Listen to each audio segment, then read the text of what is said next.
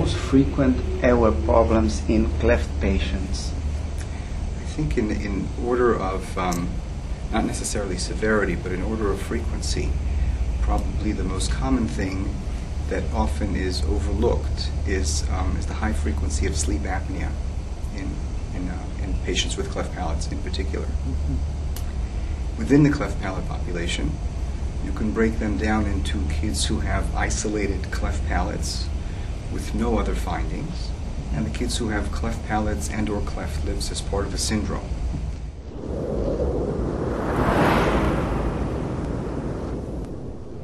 How frequent is sleep apnea? In the general population, it's about 5%. When we talk about kids with clefts, it's believed to be somewhere between 15 and 20% of kids with isolated cleft palates, and as high as 30-35% in syndromic cleft palate kids.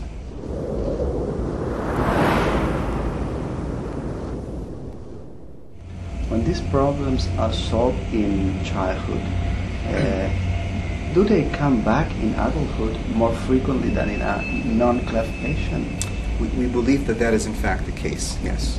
So even the kids who, at a young age, we fix their, quote-unquote, fix their sleep apnea, will have a greater tendency as adults, as their midface grows or sometimes doesn't grow appropriately, and as their septum maybe continues to deviate and their nasal obstruction starts to get actually worse with time, they will have some new onset sleep airway obstruction type of issues.